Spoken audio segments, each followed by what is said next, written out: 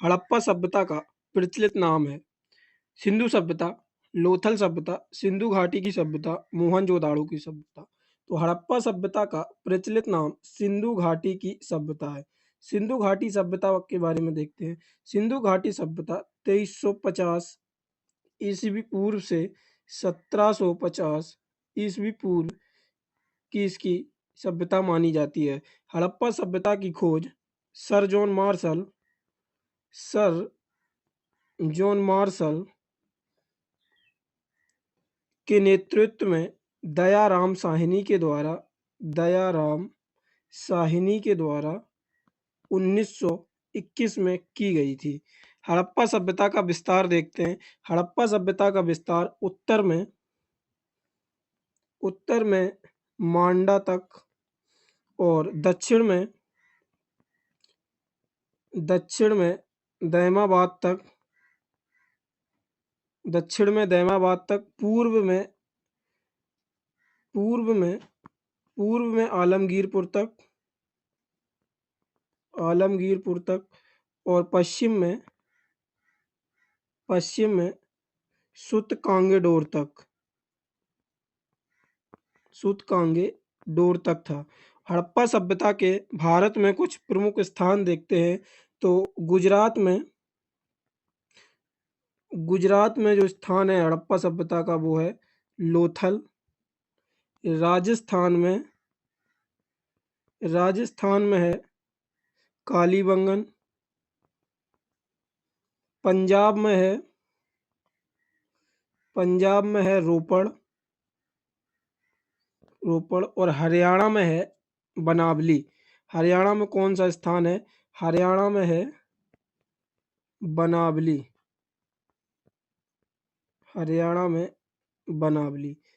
अगला प्रश्न देखते हैं। ये प्रश्न आप लोगों की परीक्षा के दृष्टि से बहुत ही महत्वपूर्ण प्रश्न है। आप लोगों को पता होगा ये लूसेंट ऑब्जेक्टिव एमसीक्यू की सीरीज चलाई जा रही है, जो कि आपको इसके थ्रू पूरा लूसेंट ऑब्जेक्टिव बुक कवर कराया जाएगा। तो पूरा वीडियो बहुत ध्यान से देखिएगा। लास्ट में आप लोगों से एक क्वेश्चन पूछा है, उसका आंसर आप लोग कमेंट बॉक्स में जरूर दें। तो प्रश्न देखते हैं। सैंधव स्थलों के उत्खनन से प्राप्त मोहरों पर निम्नलिखित में से किस पशु का सर्वाधिक उत्कीर्णन हुआ? शेर, घोड़ा, बैल, हाथी। तो बैल का सर्वाधिक उत्पीड़न हुआ। हड़प्पा सभ्यता में बैल, भेड़ और बकरी पालतू पशु थे। और हड़प्पा सभ्यता में कुल 9 फसलें ऐसी थीं जो हड़प्पा वासियों को ज्ञात थीं। 9 फसलें कैसी थीं? जो थीं गेहूं, जौ, कपास, सरसों, राई, खजूर, तरबूज। ये 9 फसलें थी जो हड़प्पा वासियों को ज्ञात थी। अगला प्रश्न देखते हैं। अगला प्रश्न है, सिंधु सभ्यता जानी जाती है अपने नगर नियोजन के लिए, मोहनजोदाड़ो एवं हड़प्पा के लिए, अपने कृषि संबंधी कार्यों के लिए, अपने उद्योगों के लिए। तो जो सिंधु घाटी सभ्यता थी वो अपने नगर नियोजन के लिए प्रसिद्ध थी। सिंधु घाटी सभ्यता की जो नगर नियोजन स्थिति थी वो उच्च कोटि की थी, जिसमें कि उच्च नगर को नगर दुर्ग कहा जाता था। उच्च नगर को नगर दुर्ग कहा जाता था और जो निचले भाग के नगर थे उनको निचला नगर कहा जाता था। और मोहनजोदड़ो में एक बृहत स्नानागार था, जिसकी जो आकृति थी, मोहनजोदड़ो में एक बृहत स्नानागार था जिसकी जो आकृति थी 11.88 मीटर लंबा और 7.01 मीटर चौड़ा, 2.43 मीटर गहरा था। अगला प्रश्न देखते हैं। अगला प्रश्न है, सिंधु सभ्यता का कौन सा स्थान भारत में स्थित है? हड़प्पा, मोहनजोदड़ो, लोथल, इनमें से कोई नहीं। तो सिंधु सभ्यता का स्थान कौन सा भारत में स्थित है? अभी मैंने ऊपर आपको पहले प्रश्न में समझाया था। तो इसका राइट ऑप्शन होगा ऑप्शन नंबर सी, लोथल, जो कि गुजरात में है। और ये हड़प्पा और मोहनजोदड़ो दोनों स्थान पाकिस्तान में स्थित हैं। अगला प्रश्न देखते हैं। अगला प्रश्न है, भारत में खोजा गया सबसे पुराना शहर कौन सा था? हड़प्पा, पंजाब, मोहनजोदड़ो, सिंध। तो भारत में खोजा गया सबसे पुराना शहर हड़प्पा था, जो कि दयाराम साहनी ने 1921 में खोजा था। अगला प्रश्न देखते हैं। अगला प्रश्न है, भारत में चांदी की उपलब्धता के प्राचीनतम साक्ष्य मिलते हैं हड़प्पा संस्कृति में, पश्चिम भारत की ताम्रपाषाण संस्कृति में, वैदिक संहिताओं में, चांदी के आहत मुद्राओं में। तो हड़प्पा संस्कृति में चांदी की उपलब्धियां मिलती हैं। अगला प्रश्न देखते हैं। अगला प्रश्न है, सिंधु सभ्यता के बारे में कौन सा कथन असत्य है? नगरों में नालियों की सुदृढ़ व्यवस्था थी, व्यापार और वाणिज्य उन्नत दशा में था, मात्रा देवी की उपासना की जाती थी, लोग लोहे से प्रचलित थे। तो इस प्रश्न का राइट ऑप्शन होगा ऑप्शन नंबर डी, ये कथन असत्य है। हड़प्पा वासी लोहे से प्रचलित नहीं थे। नगर नियोजन, हड़प्पा सभ्यता की नगर नियोजन व्यवस्था उच्च कोटि की थी, व्यापार और वाणिज्य में भी वो उन्नत दिशा में थे, मात्रा देवी की उपासना करते थे। ये तीनों ऑप्शन राइट है। जो ऑप्शन नंबर डी है वो राइट नहीं है, वो लोहे से अपरिचित थे। अगला प्रश्न देखते हैं। अगला प्रश्न है, निम्नलिखित में से कौन सा स्थल युगल शयाधान द्विसंस्कार डबल बारबियल का प्रमाण मिला है? कुंतासी, धोलावीरा, लोथल, कालीबंगन। तो लोथल में डबल बारबियल का प्रमाण मिला था। अगला प्रश्न देखते हैं। अगला प्रश्न है, मांडा किस नदी के किनारे स्थित है? चिनाब, सतलज, रावी, सिंधु। तो जो मांडा है वो चिनाब नदी के किनारे, और ये हड़प्पा में उत्तरी भाग में स्थित है मांडा। अगला प्रश्न देखते हैं। अगला प्रश्न है, हड़प्पा कालीन स्थल रोपड़ पंजाब के किस नदी के किनारे स्थित था? चिनाब, सतलज, रावी, सिंधु। तो इस प्रश्न का राइट ऑप्शन होगा ऑप्शन नंबर बी, सतलज। रोपड़ जो हड़प्पा कालीन स्थल है वो सतलज नदी के किनारे स्थित था। अगला प्रश्न देखते हैं। अगला प्रश्न है, कपास का उत्पादन सर्वप्रथम सिंधु क्षेत्र में हुआ, जिसे ग्रीक या यूनान के लोग किस नाम से पुकारते थे?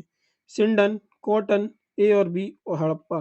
तो इसको सिंडन के नाम से ग्रीक और यूनान के लोग पुकारते थे। अगला प्रश्न देखते हैं। अगला प्रश्न है, हड़प्पा के मिट्टी के बर्तनों पर सामान्यतः किस रंग का उपयोग हुआ था? लाल, नीला, हरा, पीला और नीला। तो इस प्रश्न का राइट ऑप्शन होगा ऑप्शन नंबर ए, लाल। अगला प्रश्न देखते हैं। अगला प्रश्न है, सिंधु सभ्यता निम्न में से किस युग की में पड़ता है? ऐतिहासिक काल में, प्राग ऐतिहासिक काल में, उत्तर प्राग ऐतिहासिक काल में, आद्य ऐतिहासिक काल में। तो सिंधु सभ्यता आद्य ऐतिहासिक काल में, प्रोटो हिस्टोरिकल पीरियड में आती है। आगे मैंने और भी ज़्यादा महत्वपूर्ण प्रश्न डिस्कस किए हैं जो आपकी परीक्षा में हर बार प्रश्न बनते हैं। तो वीडियो आप लोगों को पूरा देखना है। वीडियो आप लोग बीच में छोड़ देते हैं, फिर आपसे सारे प्रश्न नहीं बनते हैं परीक्षा में, तो यही कारण है। तो वीडियो आप लोग पूरा देखा करें जरूर। अगला प्रश्न देखते हैं। और अगर वीडियो पसंद आ रही हो तो वीडियो को एक लाइक और प्यारा सा कमेंट जरूर किया करें। अगला प्रश्न देखते हैं। अगला प्रश्न है, सिंधु घाटी सभ्यता की विकसित अवस्था में निम्नलिखित में से किस स्थल से घरों में कुएं के अवशेष मिले थे? हड़प्पा, कालीबंगन, लोथल, मोहनजोदड़ो। तो जो घरों में कुएं के अवशेष मिले थे वो किस स्थल से मिले थे? तो वो मिले थे मोहनजोदड़ो से। अगला प्रश्न देखते हैं। अगला प्रश्न है, सिंधु घाटी सभ्यता को खोज निकालने में जिन दो भारतीयों नाम जुड़े हैं वो हैं दयाराम साहनी एवं राखलदास बनर्जी, जॉन मार्शल एवं ईश्वर प्रसाद, आशीर्वादी लाल श्रीवास्तव एवं रंगनाथ राव, मेघोर स्वरूप वत्स एवं बी राय। तो इस प्रश्न का राइट ऑप्शन होगा option number A, Dayaram Sahni एवं राखेल दास बनर्जी, जो दो भारतीय नाम जुड़े थे।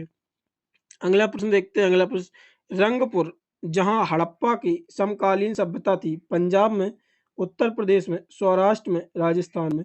तो रंगपुर जहां हड़प्पा की समकालीन सभ्यता थी वो कहाँ पे थी? तो वो सौराष्ट्र में थी। अगला प्रश्न देखते हैं। अगला प्रश्न है, मोहनजोदड़ो की पुरातात्विक खुदाई के प्रभारी lord Macaulay, sir John Marshall, lord Clive, colonel Tod. तो इस प्रश्न का राइट ऑप्शन होगा option number B, sir John Marshall Mohenjodaro की पुरातात्विक खुदाई के प्रभारी थे।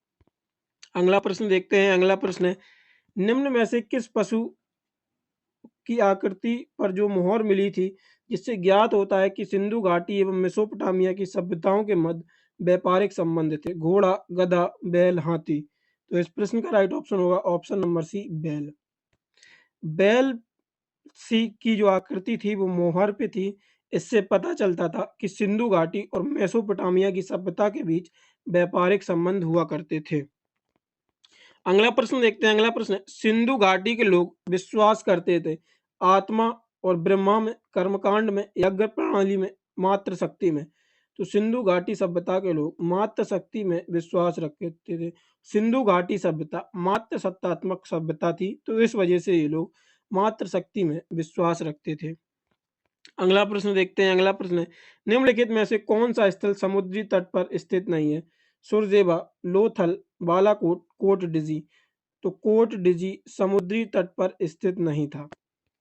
अगला प्रश्न देखते हैं। अगला प्रश्न है, निम्नलिखित में से कौन मोहनजोदाड़ो की सबसे बड़ी इमारत मानी जाती है? विशाल स्नानगृह, विशाल अन्नागार और धान्य कोठार, सभा भवन, इनमें से कोई नहीं।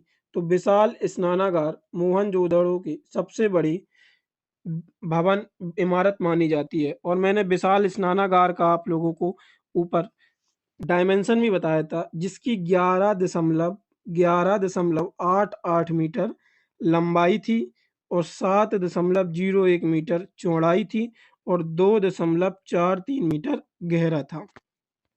अगला प्रश्न देखते हैं। अगला प्रश्न है, हड़प्पा कालीन लोगों ने नगरों में घरों के विन्यास के लिए कौन सी पद्धति अपनाई थी? कमल पुष्प की आकृति, गोलाकार आकृति में, ग्रिड पद्धति में, त्रिभुजाकार आकृति में। तो हड़प्पा कालीन लोगों ने नगरों के घरों में विन्यास के लिए ग्रिड पद्धति अपनाई थी। अगला प्रश्न देखते हैं। अगला प्रश्न है, हड़प्पा के काल का तांबे का रथ किस स्थान से प्राप्त हुआ? कुणाल, राखीगढ़ी, देगाबाद और हड़प्पा। तो इस प्रश्न का राइट ऑप्शन होगा ऑप्शन नंबर सी, देगाबाद से तांबे के रथ प्राप्त हुए थे। अगला प्रश्न देखते हैं। अगला प्रश्न, निम्नलिखित पशुओं में से किस एक का हड़प्पा सभ्यता में पाई मोहरों पर टेराकोटा कलाकृति के निरूपण अंकन नहीं हुआ था? शेर, हाथी, गैंडा, बाघ। तो इस प्रश्न का राइट ऑप्शन होगा ऑप्शन नंबर ए, शेर। अगला प्रश्न है, जो कि आप लोगों को उत्तर इसका कमेंट बॉक्स में बताना है। हड़प्पा वासी किस धातु से प्रचलित नहीं थे? सोना एवं चांदी, तांबा एवं कांस्य, टीन एवं सीसा और लोहा। तो इस प्रश्न का आंसर आप लोग कमेंट बॉक्स में दीजिएगा। अगर आप लोगों को वीडियो पसंद आती है तो वीडियो को लाइक, और अभी तक चैनल को सब्सक्राइब नहीं किया है तो चैनल को सब्सक्राइब और अपने दोस्तों के साथ वीडियो को जरूर शेयर कीजिए। और अगर आप लोग इन प्रश्नों का ऑनलाइन टेस्ट देना चाहते हैं तो डिस्क्रिप्शन में मैंने लिंक दे रखा है, वहां से आप लोग इन प्रश्नों का ऑनलाइन टेस्ट दे सकते हैं। धन्यवाद।